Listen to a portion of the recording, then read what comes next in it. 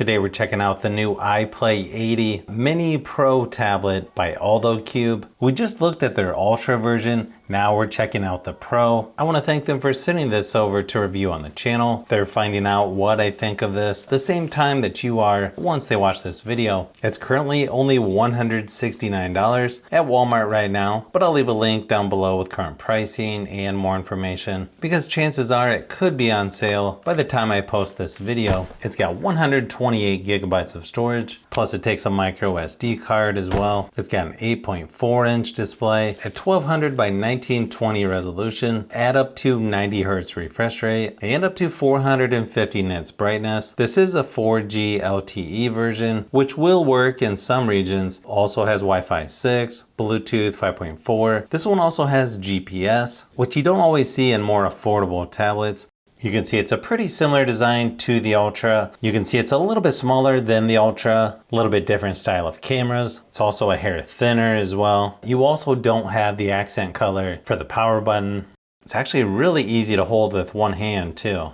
Comes with Android 16. Hopefully it'll get at least 1 year of software updates with a few years of security updates. Unfortunately, they don't mention that, which tells me it's probably not that many years, which is definitely one thing to keep in mind with more budget-friendly devices like this. You can see a little bit larger bezel there on the top and bottom, pretty small on the sides. Of course, you have Gemini as the assistant.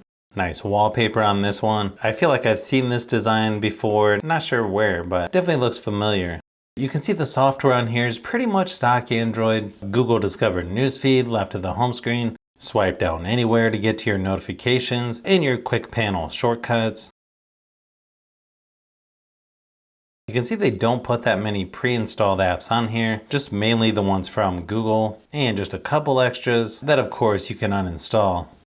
Kind of interesting, it shows you 90 Hz refresh rate in the display settings, but there's no way to change it. It just kind of says, yeah, this is 90 Hz.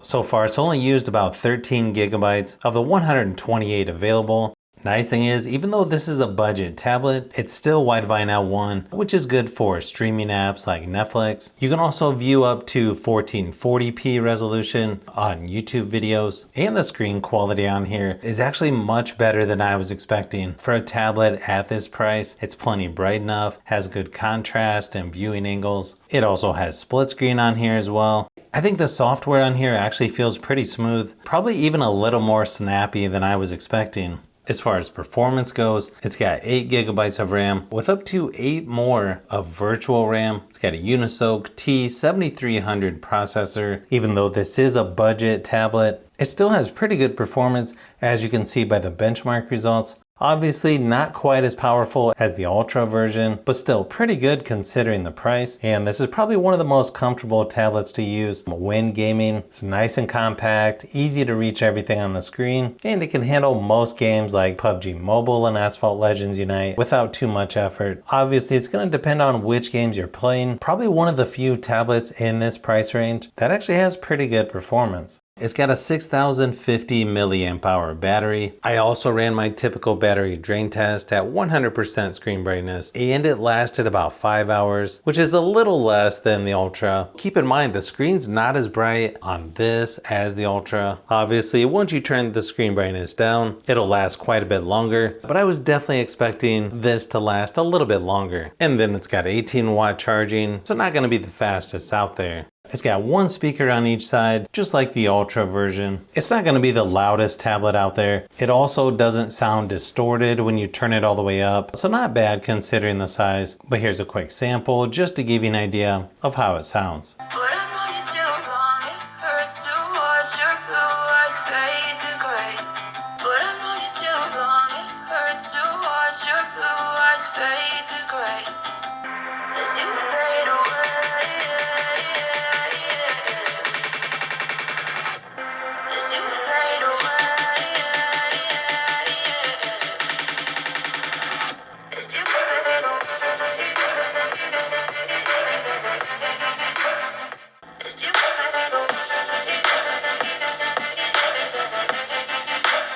It's got a 13 megapixel rear facing camera, 5 megapixels on the front. It's got a pretty simple camera app with portrait, capture, video, and QR code. It can also shoot up to 2K resolution for video recording.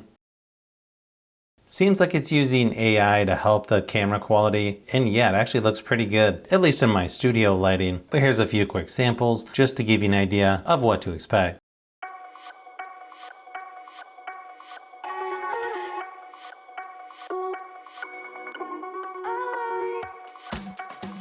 Camera quality is probably a little better than I was expecting, especially on the rear facing camera, but hopefully this gave you a closer look at the Pro version of the iPlay 80 Mini. Obviously there are some things that are better on the Ultra with better performance, brighter screen. It also has video out as well. So it may just come down to what features you're looking for in a small Android tablet like this. I may have to do a closer comparison of this and the Ultra and some of the other small tablets that I've got. But if you like tablets, phones, and other tech, I'm trying to get out 3 videos each week, so you'll want to keep an eye out for those upcoming videos.